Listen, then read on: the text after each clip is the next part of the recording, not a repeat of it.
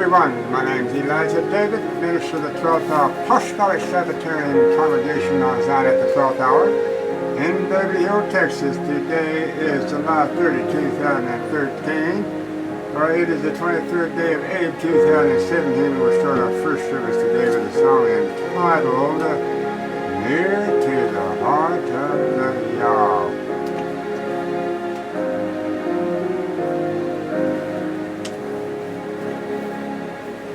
There is a place of quiet rest near to the heart of Yah, a place where sin cannot molest, near to the heart of Yah.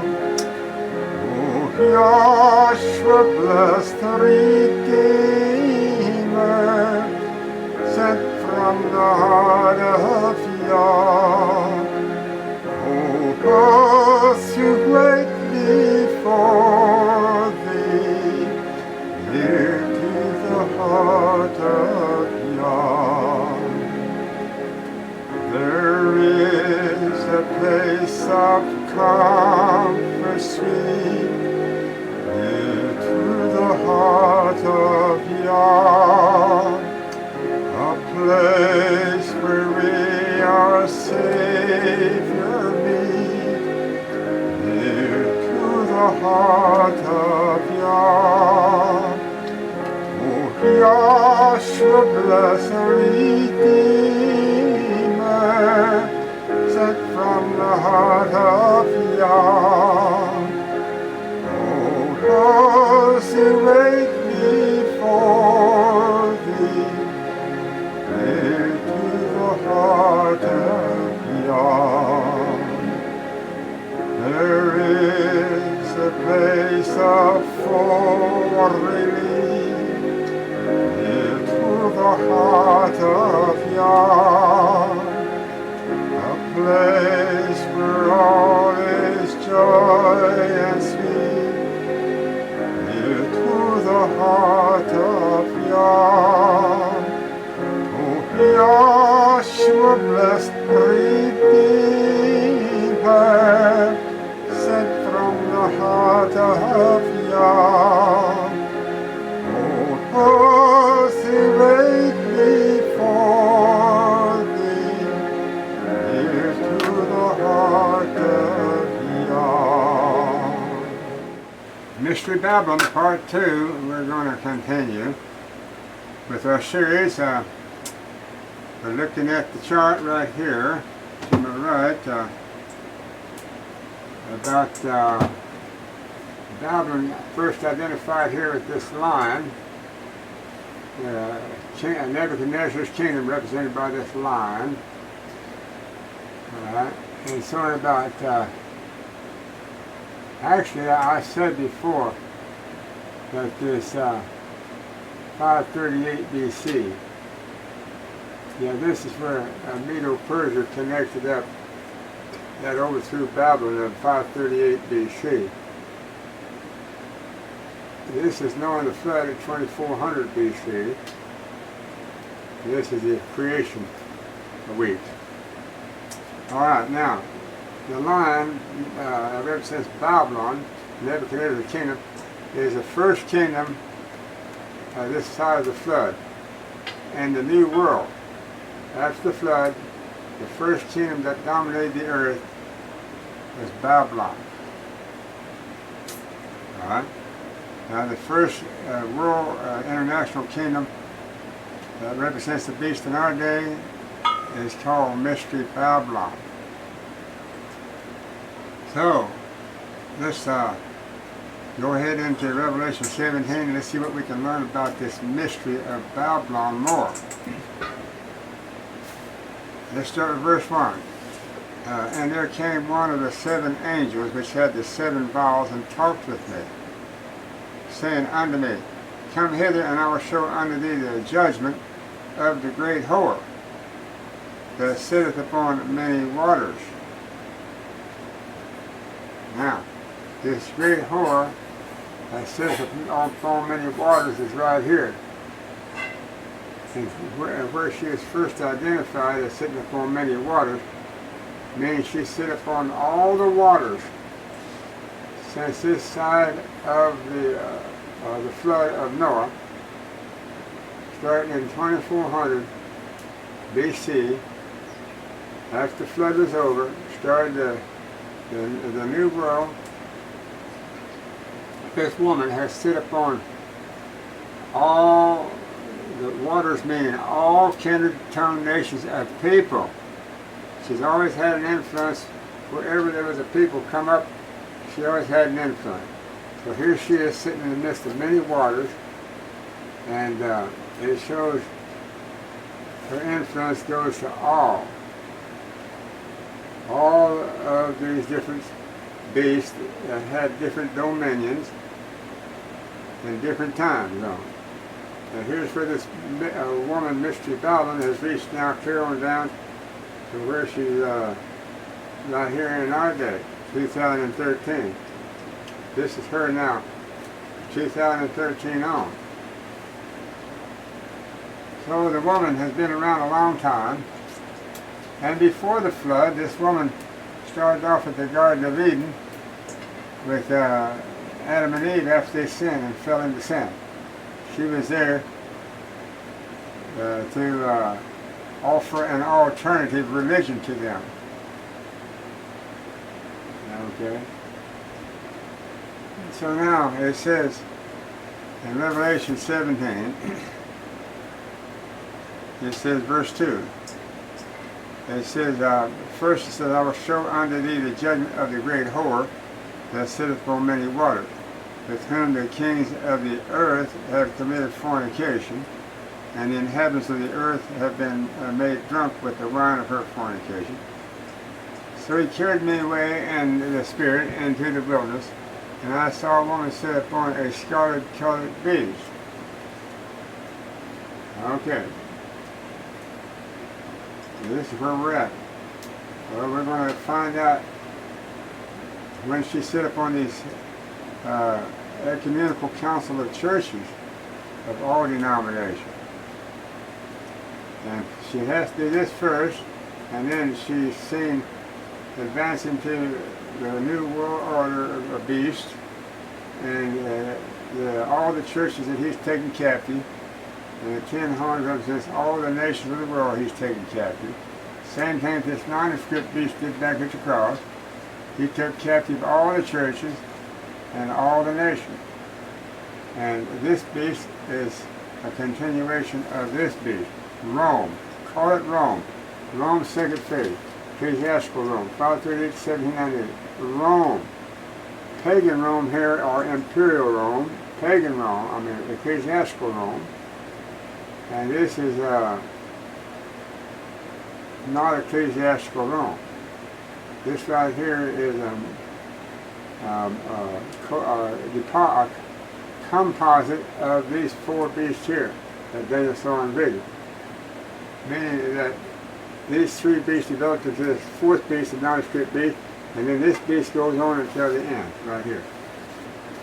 It just shows up in many different facets and many different ways in many different forms, like a chameleon bird that changes its colors anytime, just instantly.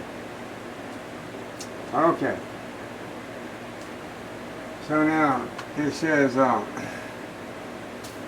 will show unto thee the judgment of the great whore. Well, now, I showed you a chart, I believe, on my last study of where this 10 horns that represents all the our governing body of the Congress and the Senate, actually, that governs all nations of the world through our Congress and Senate here in the United States.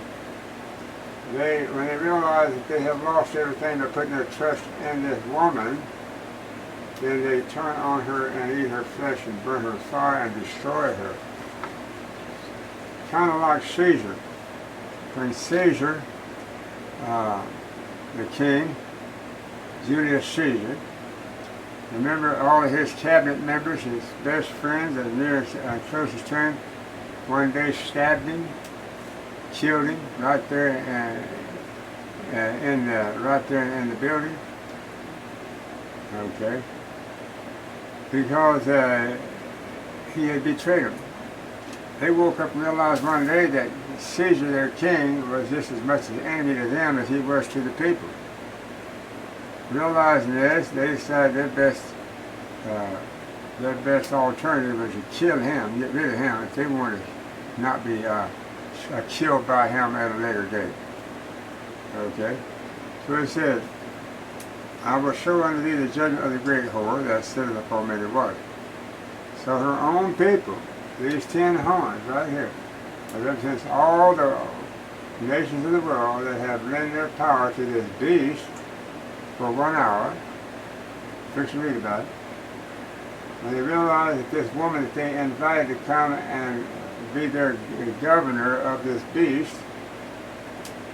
See, we have the 10 horns supplying the military might and the spy service for this beast. And we have this, but we have to have a woman that's charming and experienced and knows how to get the commerce and knows how to get the merchandise from the kings of the earth. Another reason why they are invited to. See this golden cup she has here? Well, we're going to read about that too. These kings have not only lent their power to this beast, but they also let her take charge of their commerce, thinking that she was going to bring them dividends, and instead she made them poor and paupers. And because she did this and took away their personal freedom, they turn on her and eat her flesh and burn her with fire. So it says, with whom the kings of the earth have committed. So this woman that sitteth upon many waters, with whom the kings of the earth have committed a fornication. Now this woman is sitting upon many waters, mystery Babylon. She has her judgment day coming. Right down here. Okay. They have committed fornication, and the inhabitants of the earth have been made drunk with the wine of her fornication. Okay. It says, so he carried me away in the spirit into the wilderness. Wilderness in prophecy is anywhere outside of the boundaries of the promised land. Wilderness means a place where the Gentiles abide. Okay. So he sent away into the spirit into the wilderness of the people, and I saw a woman sit upon a scarlet colored beast, full of the names of blasphemy, having 7 heads and 10 horns. Now, what does it mean in head full of blasphemy? With the names full of blasphemy. Okay. All churches were born from the 7 candlesticks. All churches, religious organizations that believe in the Father, the Son, and the Holy Spirit, they all were born from this candlestick right here. These 7 candlesticks.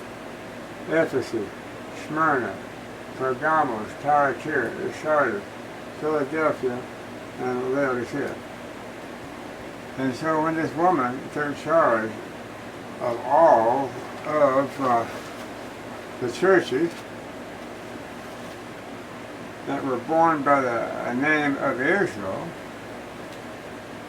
and they had apostatized and formed a counterfeit religion, a false religion. She took charge of them. Now they're paying their allegiance to her, not to Yahweh the Father. Okay. And now they are identified with a false religion. And so they used to be called by the name of Israel, these 7 churches. And now they've apostatized, and they're called by the name of Baal. Okay. And so now they represent the names of blasphemy, because in their beginning they made a covenant with Yahweh to follow him. And all of a sudden they're taken captive by this here false goddess, antithetical of Semiramis, right out of Babylon, Nimrod's wife. Nimrod, the son of Cush. Cush, the son of Ham, the second son of Noah. Okay, how quickly they went into Babylonian idolatry after the flood. You had the second son of Noah that went through the flood, named Ham. Ham had a son after he came out of the flood named Cush. Cush had a son named Nimrod.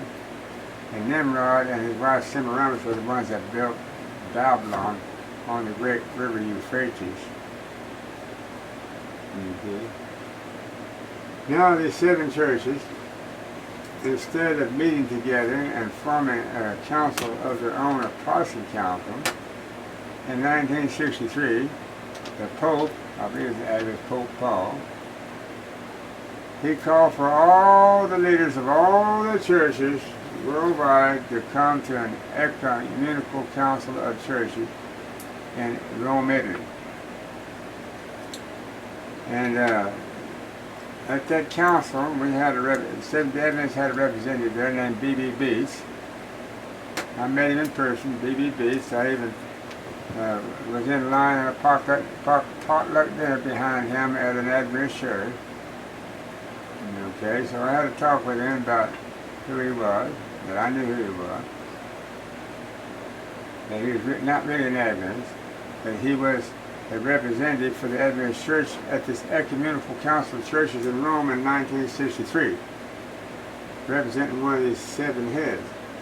Now, what is our ambassador for the Adventist Church, and which Sister White had said at one time, is the spiritual Israel of today? What is the spiritual Israel today doing, sending an ambassador to the ecumenical council meeting of the Council of Churches in Rome with the Pope presiding over it? Because this prophecy had to be fulfilled. The Adventist Church goes by the label of Laodicea, the 7th church. Here's Laodicea right here. Okay? Now here's Laodicea right here. Martin Luther broke the power of the Catholics in 1500. But those 7 heads weren't present in 1500. Or were they? Well, they had their type in the 1st century with the disciples. And you know the name of them: Ephesus, Smyrna, Pergamos, Thyatira, Sardis, Philadelphia, and Rome. And Laodicea. Okay. So they had their origin in the 1st century, and now here we are here in the last century, in the last parabolic 12th hour. And these ones started out with a candlestick, showing that they had the sanctuary of Israel, and that they were identified as the Israel of their day. Now they don't have no candlestick. They don't have this identity anymore. They have traded in. Okay, and so Mr. Bellman comes along and she says, well, what are you guys looking for? And she's very tantalizing. She has a lot of little bait offering there for them. She offers them the commerce and the riches of this world, for one thing. See this golden cup right here? She's telling these 7 churches she's taking charge of, all the churches and parts of the churches of the world, including the other. She's telling them, she says, you see, I've got this golden cup. It's full. It's full of riches untold. You join me and I'll make sure that you'll always be taken care of, because I've got the golden cup full of all the merchandise and riches of the world. All kings and all merchandisers pay their homage unto me. They pay their tithes and offerings unto me. I've got all the money I'll ever need. That's the reason why they joined up with it. They wanted the monetary funds. Okay. Well, you know, it says over in Isaiah that they're coming, in Revelation, that they're going to cast their money and gold and silver to the backs of the mold and hide themselves in cliffs of the rocks. Okay. Did you know that Laodicea, that's the identity of the Seventh-day Adventist Church today, and its origin? Did you know that Laodicea was depicted as a lukewarm church, number one.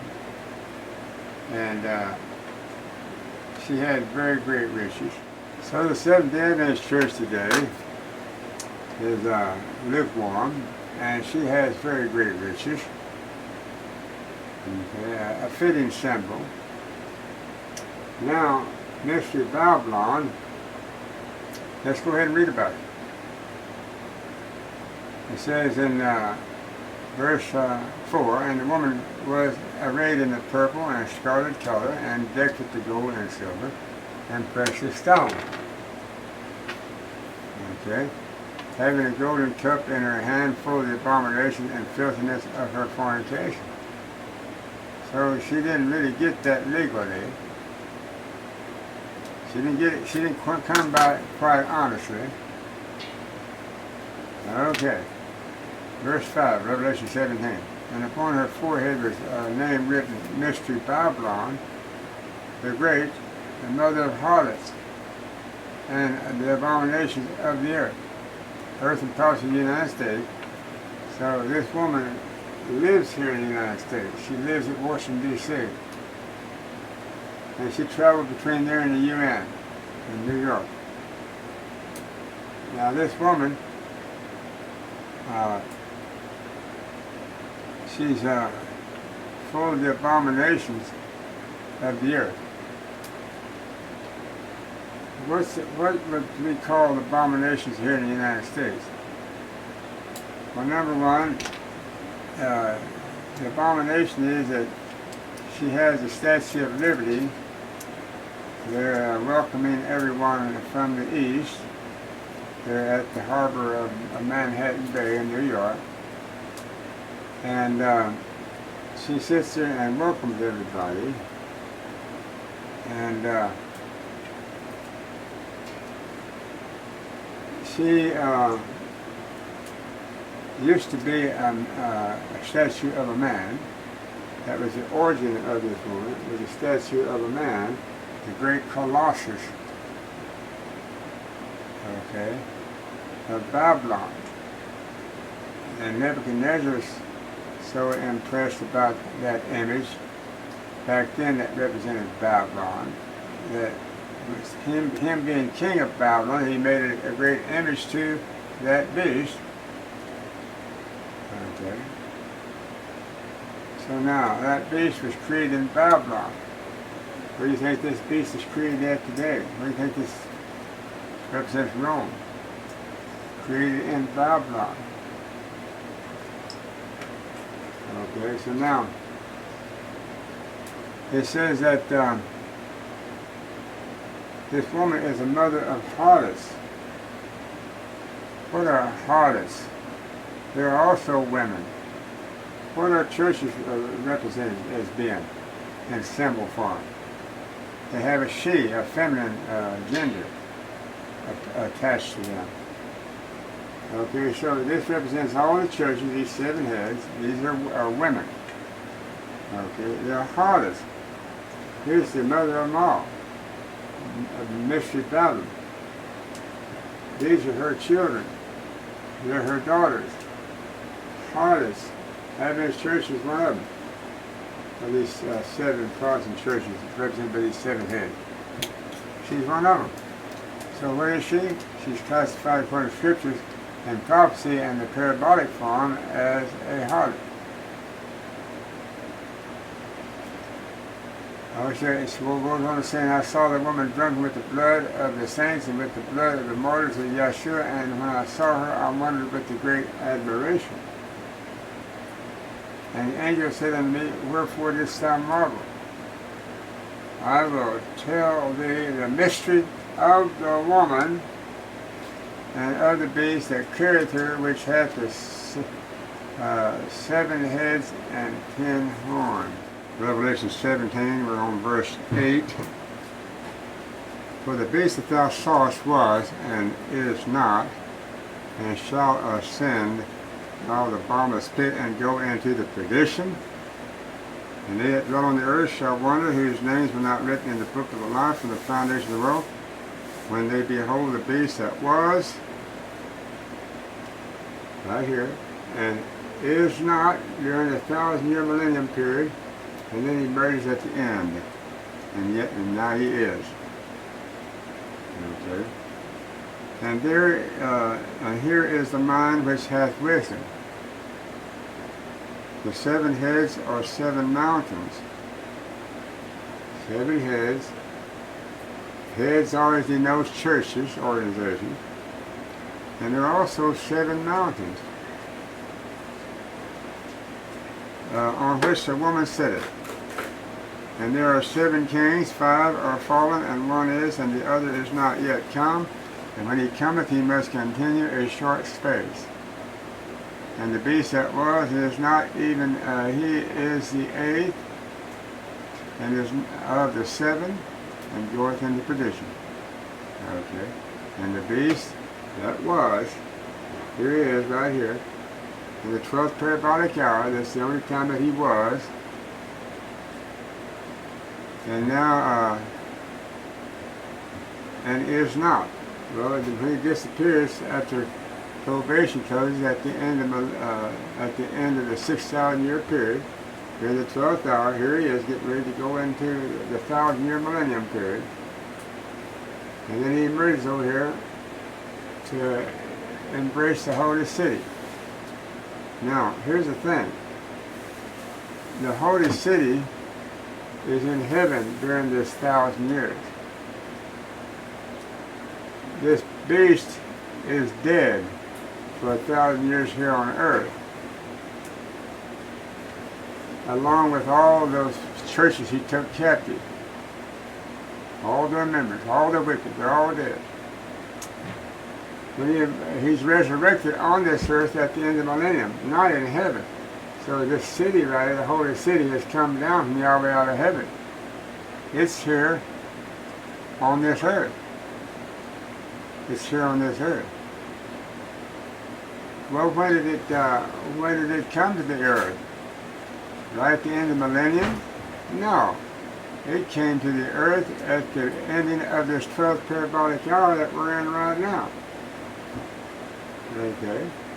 He comes to this earth, the holy city comes down out of heaven, and it comes down here. Yahshua comes with it here in the 12th hour, Matthew 25:31, said he comes to gather all nations before him to judge the nations. Okay. Yahshua comes down with the Father in this holy city and all the holy angels here in this 12th parabolic hour. Only thing is, you can't see the city, but you can see Yahshua and the holy angels when they appear to judge the nations. And you'll first see the Lamb, Yahshua, standing on the Mount Zion with 144,000, Revelation 14:1. That's when you'll see their first appearance here in the person. Okay? Then you know that the holy city brought them down. Okay? And it says in Revelation 17:12, and the 10 horns which thou sawest are 10 kings. 10 is a universal number. It means all the wicked nations of the world have, and their leaders have lent their power to this beast for 1 hour. And they have power with him for 1 hour. That's the reason why you see our President of the United States has to go to our Congress and Senate, and has to go to the Speaker of the House, Boner, to get him to cooperate, to give the President what this beast wants. The President represents this beast. He's a mouthpiece for this. The President is the mouthpiece for this here, this beast, which represents a government that's contrary to the government of heaven. The government of heaven is governed by the sanctuary city.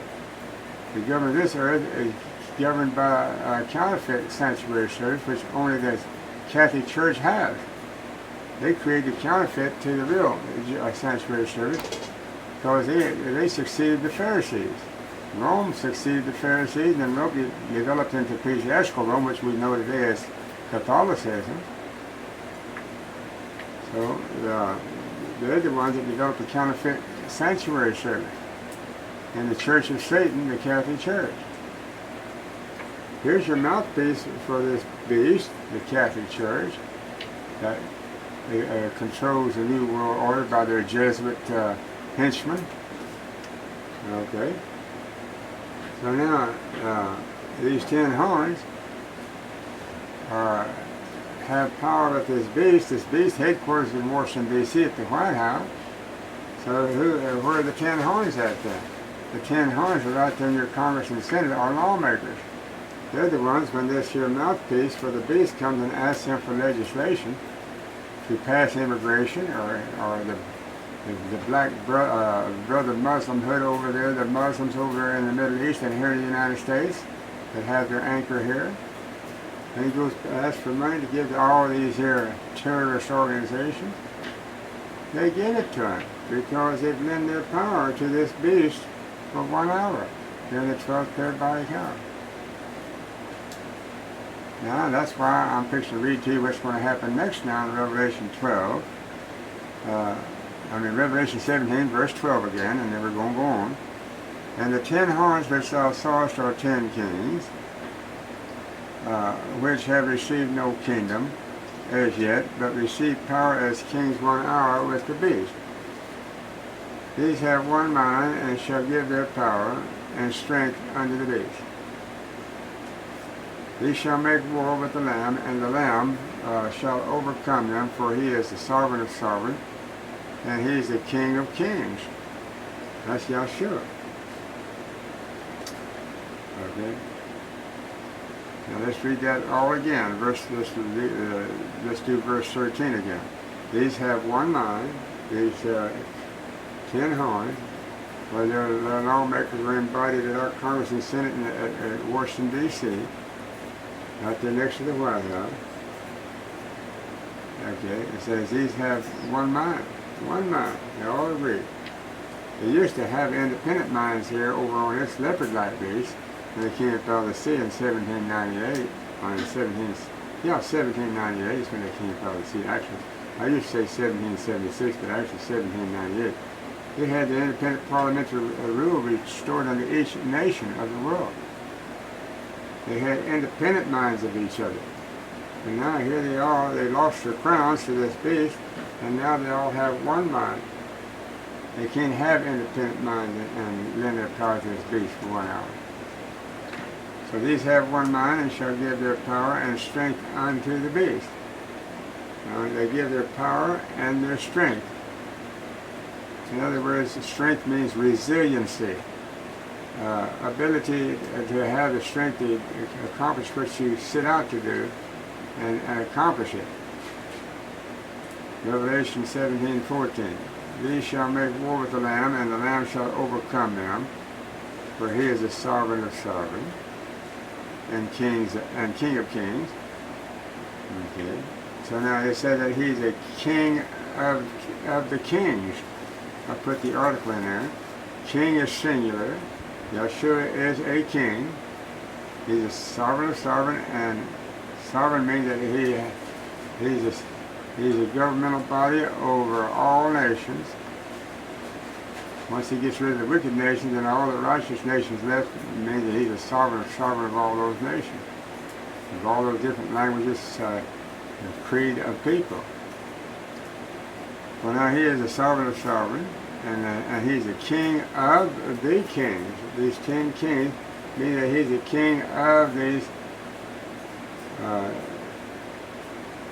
Well, actually, he's a king of the righteous nations that remain after these 10 horns that represents the 10 unrighteous nations are dissolved. We'll read about that. But he's a king of the kings of the righteous nations. That's all that's going to be left once he destroys all these wicked nations. And that's going to happen. But he goes on to say in Revelation 17:14, and they that are with him are called and chosen and faithful.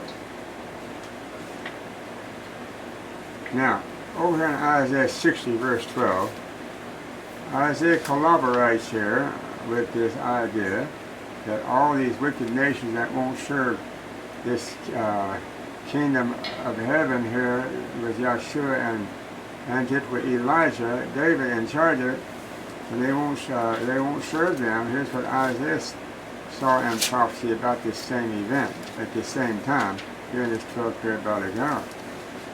He says that for the nation and kingdom that will not serve thee, that's the house of David, shall perish. Yea, those nations shall be utterly wasted. Okay? Talking about these nations right here that lend their power to this beast for 1 hour. In the 12th hour. These wicked nations. That means all of our Congress and Senate. Once they're through, and once the Lamb defeats this woman and this beast, then our Congress and Senate, every last representative of all lawmakers, also going to be destroyed. Right along with the beast and the false prophet. Okay. Now,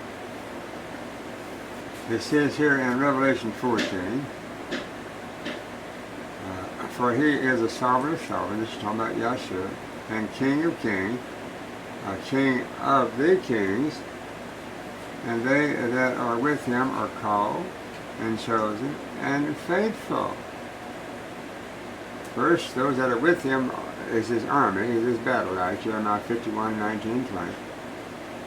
And first they're called, and then they're chosen after they pass their test, and after they've been vetted and proven to be worth their mettle, then they're chosen, and then they automatically remain and become faithful to their cause that they were chosen and called for. And I said, and he saith unto me, the waters which thou sawest where the whore sitteth, right here, these waters right that you had seen earlier, he's telling John the Revelator, that those waters where that whore sitteth that you saw earlier, back during the Dark Ages, of this beast right here, 538 to 1798, she was sitting upon all the waters, and had been sitting upon all the waters since Noah and the flood. The spiritual water, that means the waters mean all nations and creed and tongue of people, represents all these different waters that she sits upon. Meaning that she ruled over all the nations that was formed since Babylon came into existence. See, after Babylon came into existence, you had the first king of Babylon was Nebuchadnezzar. But after he was dissolved and developed into the next kingdom, and then next thing you know, developed into the next kingdom and overthrew this kingdom, and then appeared a multiplicity of nations. Okay. So it says, and he saith unto me, the waters which thou sawest where the whore sitteth are peoples and multitudes and nations and tongues. See there? People, multitude, nations, and tongues. And the 10 horns which thou sawest upon the beast, he shall hate the whore, and shall make her desolate and naked, and shall eat her flesh and burn her with fire. For Elohim hath put in their hearts to fulfill his will, and to agree and to give their kingdom unto the beast, until the words of the Elohim shall be fulfilled. And the one which thou sawest is that great city, which reigneth over the kings of the earth. Now let us read a few scriptures related to that great city. In Revelation 11:8, he says, and their dead bodies shall lie in the street. That's talking about those 2 witnesses, okay, of the great city, which spiritually is called Sodom and Egypt. So if you want to know another name for Babylon, this mystery Babylon that we just read about in Revelation 17, well, it's, spiritually it's called Sodom and Egypt. Okay. So it says, Revelation 14:8, and there followed another angel saying, Babylon is fallen, that great city. Need I say more about that great city? Revelation 16:19, it says, and the great city was divided into 3 parts, and the cities of the nations fell, and great Babylon came in remembrance, before Elohim to give unto her the cup of the wine of the fierceness of his wrath.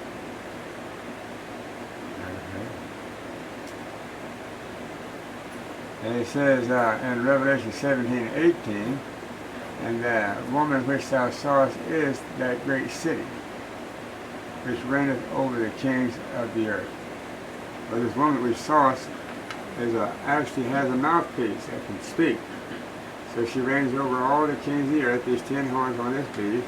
She reigns over the beast, because matter of fact, she's been appointed over this government. This is actually her government now. She's been appointed over. Okay, to speak for this government. Okay. Now it says, Revelation 18:10, or Revelation 17:18 again. It says, and the woman which thou sawest is that great city, which reigneth over the kings of the earth. Okay. Revelation 18:10, standing afar off for the fear of her torment, saying, alas, alas, that great city, Babylon, the mighty city. Okay. It says, for in 1 hour is thy judgment come. 12th parabolic hour that we're in right now. Her judgment is coming right now in this hour. Okay. And Revelation 18:16, and saying, alas, alas, that great city, that was clothed in the fine linen and purple, and scarlet, and decked with the gold and precious stones and pearls. Revelation 18:18. And cried when they saw the smoke of earth burning, saying, what city is like unto this great city? Well, they're fixed to find out that there's a city that's even greater than that city, and I'm fixed to read it to you. Revelation 18:21. And a mighty angel took up a stone like a great millstone and cast it into the sea, saying, thus with the violence shall that great city Babylon be thrown down, and shall be found no more at all. Revelation 21:10. And he carried me away in the spirit unto a great and high mountain, and showed me that great city, the holy Jerusalem, descending out of heaven from Yahweh Elohim. Now, after Revelation 18:21, where Babylon is thrown down, it says, and it says that and a mighty angel took up a stone like a great millstone and cast it into the sea, saying, thus with the violence shall that great city Babylon be thrown down, and shall be found no more at all. So now that great city has finally been removed off the face of the earth. And now the next event that takes place is that great city comes down from the other side of heaven. So that great city don't have to compete with the world's great city, Babylon, because she's already been dissolved. She's been destroyed, she's gone, and all of her inhabitants and everything that made her work. All the wicked, evil merchantmen of the earth that committed fornication and lewdness with her were going to be also destroyed, and did at the same time. Okay. Now, looks like we have a little time left. Let's go to Shepherd's Rod, Volume 2, Brother B.T. Harker. Let's talk about this woman some more, about what he has to say about it. And we're in Shepherd's Rod, Volume 2, page 121, for you Shepherd's Rod people, and Davidians, and Branch Davidians, if ever. And also you Seventh-day Adventists that have been studying the Shepherd's Rod, latter rain of truth, to get ready to be a part of the 144,000, if indeed you can be at this time. So it says, the name of this article is A Woman Riding on the Beast, Heads and Waters of Revelation 17. It's a Shepherd's Rod, Volume 2, page 121. And there came one of the 7 angels which had the 7 vials, and talked with me, saying unto me, Come hither, and I will show unto thee the judgment of the great whore that sitteth upon many waters. Revelation 17:1. For the angel that was talking unto John is one of the 7 which had the 7 vials of the 7 last plagues. See Revelation 15:17 and Revelation 16:1.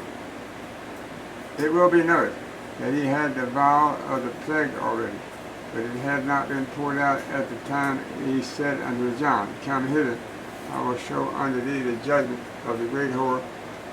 By the information given, it is certain that the event predicted by the symbol, the woman sitting on the beast, is shortly before the plagues are poured out, and in the time when the woman is to be judged. Now this woman takes charge of all the churches of the world here at one time. She takes charge of this beast, and she takes charge of all the churches and all the nations of the world by these 10 horns. And then, but the time comes for her to be judged. Now who judges her? Let's go and find out. Now this woman right here, right now, this scarlet-colored beast up here. Here is just right before she's judged, and they eat her flesh and burn her with fire. Who does this? It says these 10 horns on this beast, and then they're part of that beast, and that she was in charge of. When she fails them and loses the battle with the Lamb in Revelation 17:12-14, and then they turn on her and destroy her for losing the battle for them. So it says in Revelation 17 and verse 14, these 10 horns shall make war with the Lamb, and the Lamb shall overcome them, for he is the sovereign King of kings, and they that are with him are called and chosen faithful. And he saith unto me, the waters which thou sawest where the whore sitteth are peoples, multitudes, and nations. Okay? We're talking about now when they turn on her and eat her flesh and burn her with fire. Okay? I guess it talks about that a little earlier here in the chapter. But whenever they lose that battle with the Lamb, and she turns on me, they turn on her and eat her flesh and burn her with fire. And then guess what? And then Revelation 19:10 is the destruction then of this beast and the false prophet. Now who do you think the false prophet is? Well, you got a little secret coming here. Now this here woman represents the leadership of the United States that was burned here with fire with this little beast right here. This beast. And now here is a beast and a false prophet that are going to die with this little 2-horned beast. This beast right here is this beast right here. Alright? The little 2-horned beast represents the United States government, and this false prophet that's also running behind the scene are taken, and they both are cast alive into a lake of fire, meaning all the inhabitants, all the ones that make up this little beast government, all the people that followed it and believed in it and that followed after his governmental system, okay, and then they were all taken, and I'm going to read it to you now. It says Revelation 19:20, and the beast was taken, and with him the false prophet that wrought miracles before him, with which he deceived them that had received the mark of the beast, and them that worshipped his image. These both were cast alive into a lake of the fire, and burned with the brimstone. So all those that they had deceived, he caused to take the mark of the beast, they're also cast alive. See? This beast is destroyed here, and then all those that this beast, the false prophet, had deceived, and receiving the mark of this beast here, they're taken and cast alive into this lake of fire. They're not burning the same fire as this beast and this here woman was burned in. Mystery Bible. Now it says right here in Shut the Rod by to let's continue on page 121. It said, who is the woman riding on the beast? Right? The reason John was shown the vision is made clear by the words of the angel. Come hither, and I will show unto thee the judgment of the great whore that sitteth upon many waters. For the angel's interpretation of the waters is given in the Revelation 17:15. Peoples and multitudes and nations and tongues. For the woman sitting on them denotes that the inhabitants, the waters, had fallen into her trap of the deception sitting on them. So now we're back to where she's sitting on these beasts. I mean, she's sitting on these 7 heads. Okay. Now, this right here. And now, because, see, these 7 heads represents all these ethnic people and their religion that have reached down to the end time. That's what this actually means. She's in charge of all these ethnic religions that made it all down through here and made it clear down here to the 12th parabolic hour. Alright, who is the woman? Okay. The reason John was shown the vision is made clear by the words of the angel. Come hither and I will show thee the judgment of the great whore that sitteth upon many waters. The angel's interpretation of the waters is given Revelation. Okay, we done had it. And the woman was arrayed in purple and scarlet color and decked with gold and precious stones and pearls, having a golden cup in her hand full of the abominations and filthiness of her fornication. Revelation 17:4. For the woman is a symbol of the counterfeit religious system. Okay. So this woman right here is a counterfeit of the religious system. And what I tell you, the counterfeit to the Pharisees' religion was to the temple, and then had the 7 candlesticks that represented the sanctuary of churchism, is the Catholic Church that succeeded the Pharisees. Remember the Pope said that he got the keys passed on to him from Peter? Okay. From her cup, the hands out for her cup, she hands out false doctrine. Being golden, it is an appearance of the splendor inviting her costly garments of the loud colors and precious ornaments vividly portray the magnificence of this most vile woman and her kingly pomp and vainglory. By the power of her attraction so irresistible unto the human eye, she has conquered men of the strongest intellect with whom the kings of the earth have committed fornication. Okay. Millions with the strong mental faculties of men who appear as giants among the inhabitants of the earth have fallen helpless victims in her trap. For the kings of the earth are guilty of the spiritual adultery with the woman, drunk with the false doctrine, thereby becoming entangled in her seductive snares. Okay.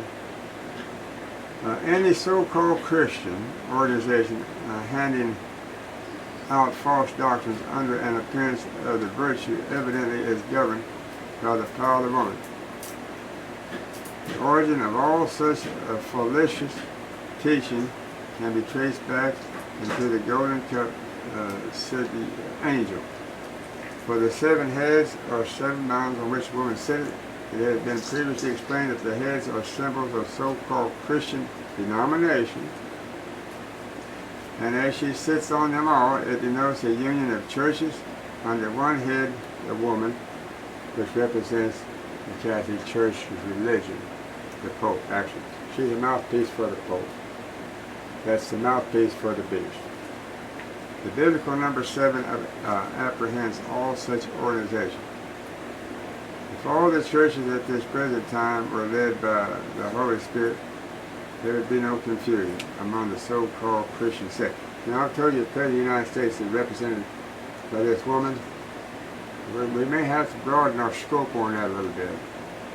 We may have to determine that it's the shadow government behind this President of the United States, which is the Jesuits that are calling all the orders of the day. Because this woman is a counterfeit of the truth of the sanctuary service of heaven. So we know the counterfeit is the Catholic Church. We know that the little horn power upon this beast here during the Dark Ages represented the Pope. Well, the Pope is still speaking for this beast.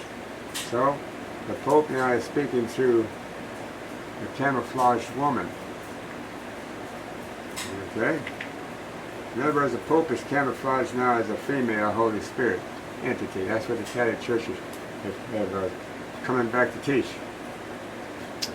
And it would be impossible for all who to be right while no two believe alike. It is wonderful to say that those who are drinking the wine from the cup of her fornication are not few, for the inspiration says, and the inhabitants of the earth have been made drunk with the wine of her fornication. Revelation 17:2, last part. Note that the woman sits on the water, also on the heads, and on the beast. See Revelation 17:1-3-9. And as it be impossible for one person to sit on all three objects at one time, the prophetic symbols reveal a spiritual fraud in three different periods. Okay. He says, thus John declares, I saw a woman sit upon a scarlet-colored beast, not upon the waters. Okay, moved from sit upon all the waters, representing all the nations of the world at one time, but sitting upon the beast. And this beast represents the Catholic Church. Okay. She's taking charge of the Catholic Church. Well, then who is this woman? She's the shadow government behind the mouthpiece for this little two-horned beast. Obama, actually, we're going to find out, is this false prophet. Okay, and not this woman at all. Okay. Thus John declares, I saw a woman sit upon a scarlet-colored beast, not upon the waters, not upon the heads. Before he saw her, the angel said, the woman sitteth upon many waters. It was the angel also who added the 7 heads or 7 mountains on which the woman sitteth.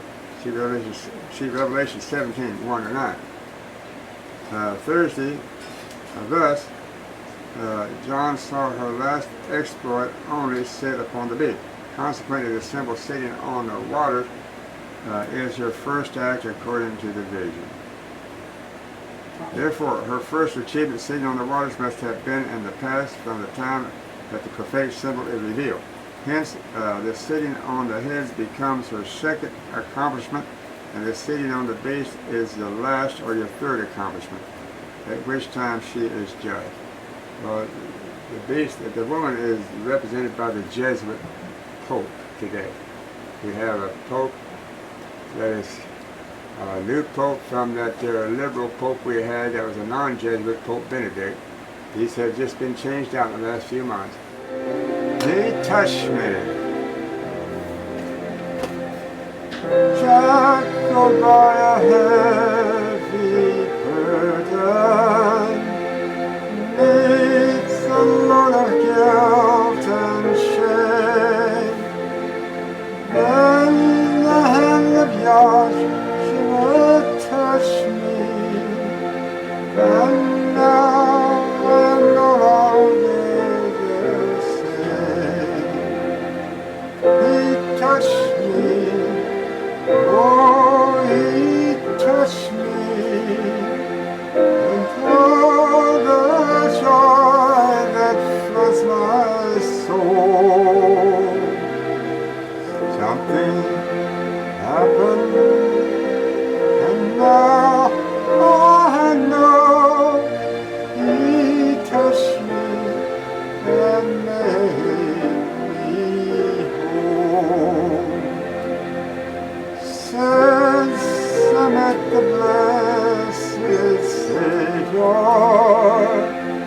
since he comes and made me whole, I will never cease to praise him. I shall